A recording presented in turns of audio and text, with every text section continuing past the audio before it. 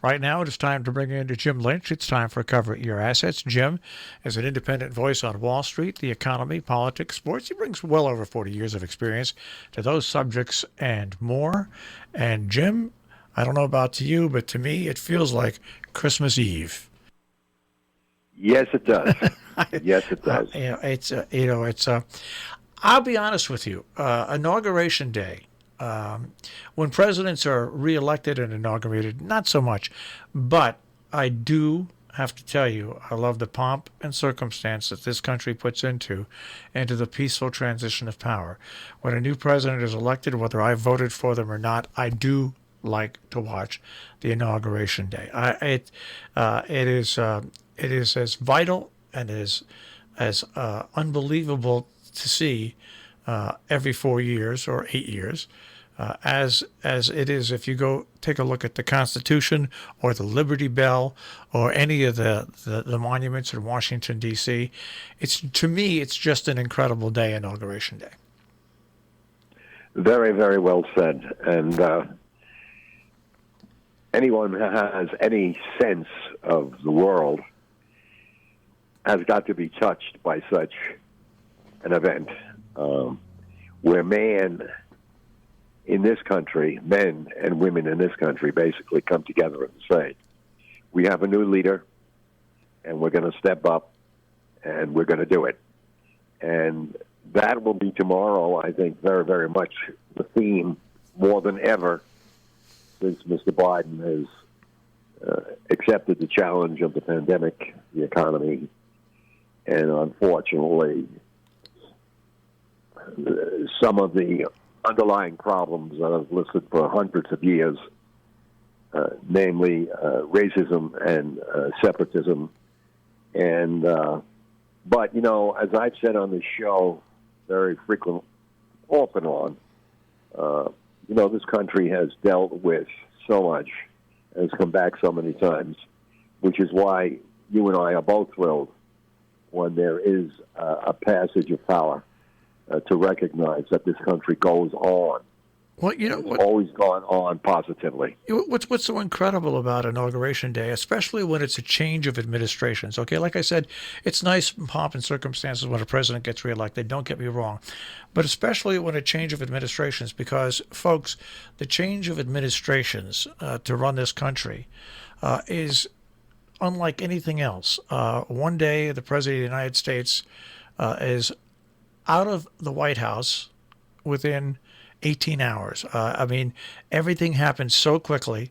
And when you look at that and you look at the policies and the amount of change that happens when you have, especially a change from one party to another, and to see it happen seamlessly, peacefully, and have all branches of government there in attendance, which is the Congress, the House, the Supreme Court, if you are not amazed by it when it happens, I don't know what can give you goosebumps. I just think it's an important day, especially when it's a change of administrations. And I don't care whether you support the administration or not.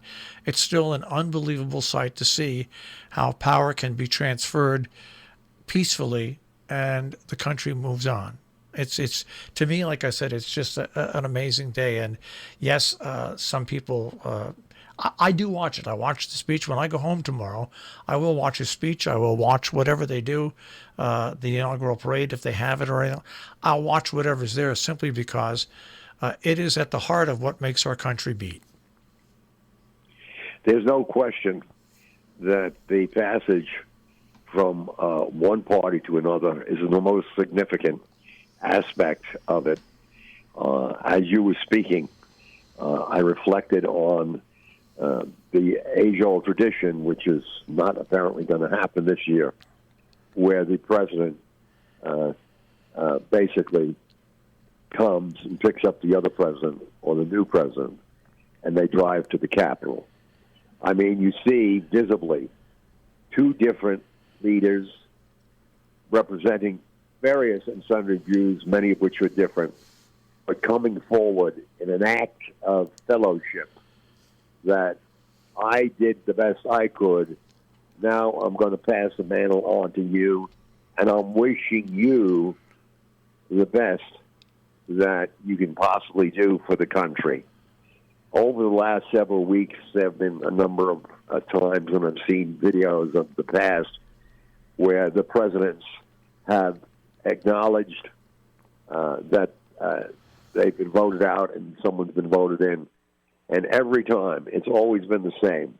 In their various ways, they articulate the love of country and the desire to pass on the baton in a very, very helpful, supportive way. It's a beautiful thing. It's an act of our freedom, really, and expressed by these people who've been basically managing us and managing our society and so forth. So I think Marshall's words are very well heard, particularly this time around. It'll be a little different, the inaugural thing, but it's the same thing. And the point is, it's a little different. We're not having the cooperation, but that doesn't matter. The action of the vote, the action of the people, transcends whatever any individual, be they the former president or not, exhibits. So feast your eyes and enjoy, as Marshall and I will, this wonderful event. An event that the rest of the world looks at with great, great admiration. And our allies with great pride. You know, we don't have these big military parades that show off weapons and stuff like other countries do. We have this every 4 years. And I did some research, being the fact that the president isn't going to attend. This will be the third time in the history of the inaugurations that a sitting president is not attended. But it will be the first time where a first lady is also not going to do what first ladies normally do, which is before the inauguration, give a tour of the White House, the upstairs, the living quarters, and everything like that. It's very ceremonial, and it doesn't really mean much, but it's part of the transition. And for the third time in our history, the president will not be part of it. But here, I'm no big fan of Mike Pence's politics, okay? But here is a man who has served in the Congress. He served in the House. He's now been vice president. He's aware of what it means for the significance of this transfer of power. And probably he is throwing away any potential he has to become a Republican nominee for president by not doing what the president wants him to do, which is not show up. He is showing up simply because this is what America is all about, and I give him 100% credit here, not to bow to the pressures, not to bow to the extremists, not to bow, and possibly, like I said, because he's going to upset 74 million people that voted for Donald Trump, but he's doing the right thing. I totally agree with you, and like you, I'm not really a fan of Vice President Pence, but I will tell you that I do feel very, very good for him that he basically is doing something that will make him feel a little bit better after the 4 years he's been through, which are much too hard to describe. But by doing this, I think he gets a little bit of his self-respect back, and you know, it's really dawned on him, obviously, as the years have gone by. He did his best, whatever that is, but, you know, after a while, it's like you're underwater, and it's like you're never coming back up. But, you know, finally he's been given an opportunity, as difficult as it's been, to come back up. And I think his gesture is much more than a normal little politeness. It is a very big gesture, particularly in light of the fact that the current president, has aborted the normal transfer of power and the joy that really goes through that. But that said, Mr. Pence, congratulations, and Godspeed, and Godspeed to everybody here. You know, we've been a very peaceful country at home. we're now experiencing some very difficult times, which we will hopefully get our hands around quicker than not, and hopefully all people who really don't appreciate what they have as a country, the idea of cheering on people rebelling against the government that basically keeps you safe, helps with your health, your environment, with your Social Security, with job opportunities, with investing in the infrastructure, keeping the roads and bridges and so forth. I mean, the government, like it or not, and why wouldn't you like it? They're there for us, and they've served us. So to basically try and overturn what's been going on for hundreds of years for the benefit of the citizens who've lived and thrived and built families, it shows there's something very mentally wrong, be it a cult attitude or just went down the wrong path and influenced by the wrong people. Unfortunately, there are too many people out there like that, and it'll take a long time to get it back together. But Biden is a perfect man. Biden is an empathic man. Biden is a man of the people. He knows government. He's already got in place countless professionals who he knows personally and has experience with. So I do think he will be very, very good in getting quickly as possible the vaccinations out, the pandemic under control, and the economy back. And I think what we're going to see now is a revival of support for all men, and in very particularly for the common man in this country, because we must get beyond, $7 wage versus $20 million salary, common man versus corporation. That is wrong. It doesn't work.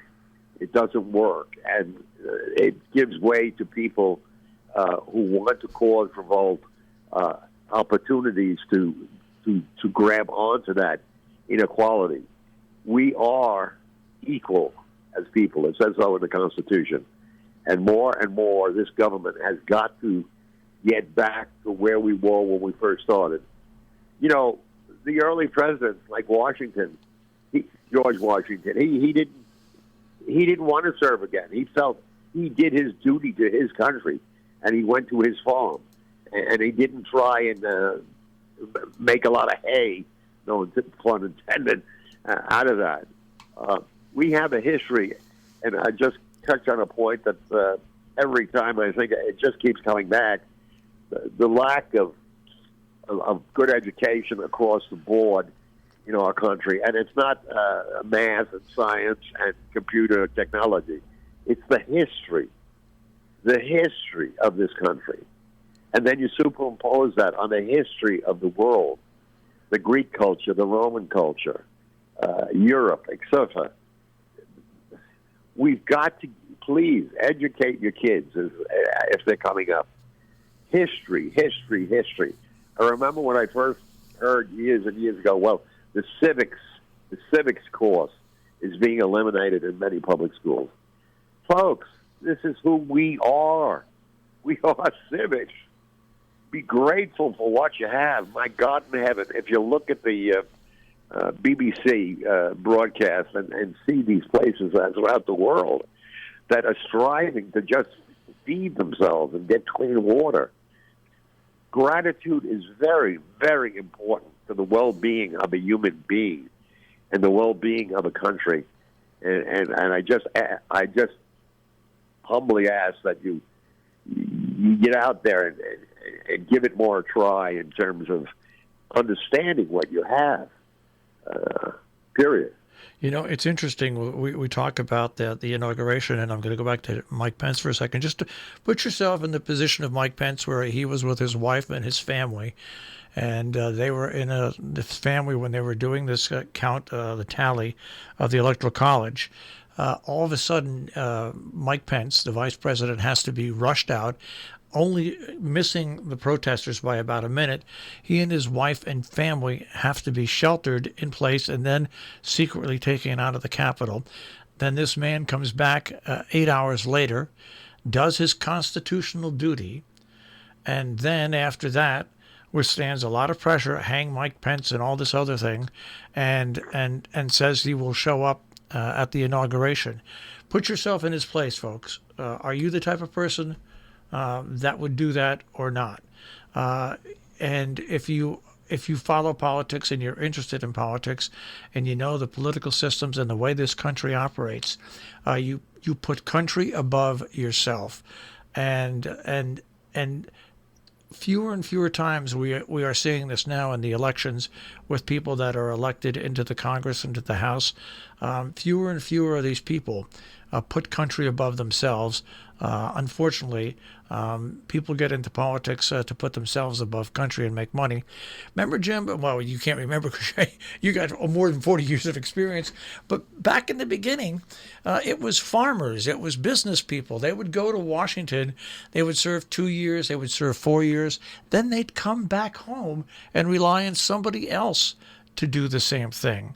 And it is not that way anymore. You mentioned that about George Washington, but it was the same thing with the House and the Senate.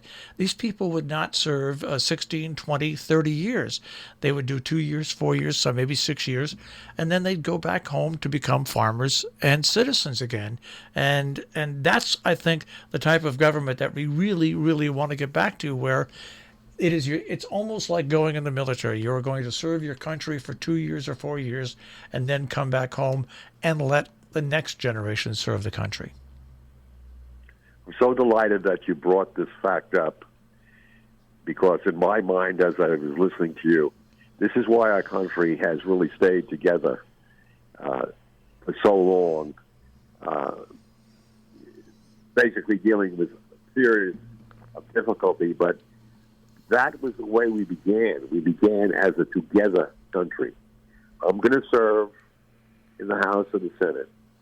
I'm going to serve in the military.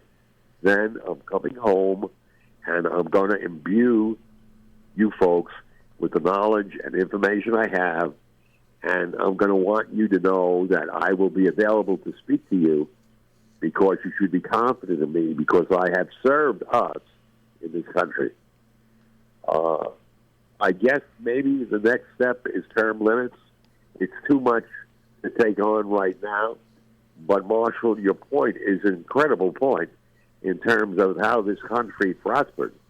Because if we were doing 100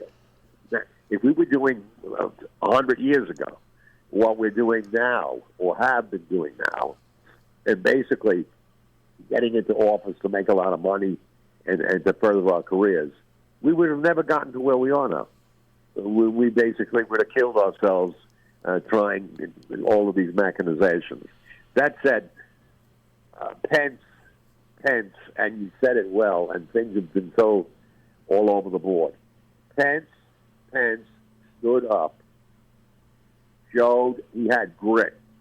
When, I don't know, if my wife and kids were in the thing with me, I don't know if I'd leave the building. I might go and get a gun. But besides that, he had the true grit to take care of everybody and then come back, knowing full well so many members of his Republican Party didn't want him to do this in an orderly, correct way. So, Michael Pence, thank you very much.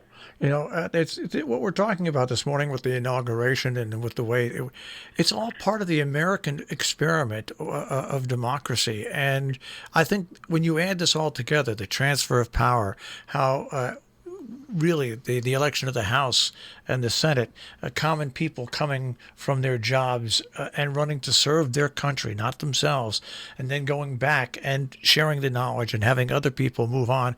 This is all part of the incredible American experiment, where we have the separation of the White House, the Justice Department, the Senate, and the Congress, and the Supreme Court. This is an amazing experiment that sometimes looks like making sausage. It's not the prettiest thing in the world, but it is an amazing thing we have created here, Jim, and I know that I'm going to watch it and appreciate it tomorrow. Me too. Me too.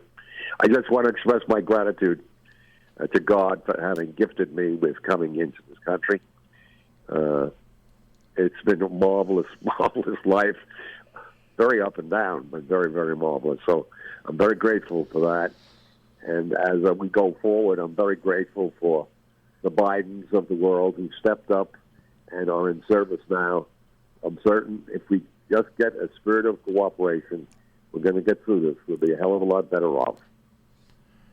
Well, with that being said, Jim, I want you to watch and enjoy tomorrow, and we'll speak to you next week when Joe Biden will have about a week under his belt already. Right. God bless America. God bless all of you out there. Enjoy your freedom. Enjoy the inauguration. You too, Marshall. Marshall, thanks so much. This is such a good show. I appreciate all of the things that you brought up. You have a good week. You too, Jim. Take care. Jim Lynch, and Cover Your Assets here on Robin Hood Radio. And if you missed any of it and you want to hear more, of course, online, robinhoodradio.com. Click on demand, click on Cover Your Assets with Jim Lynch.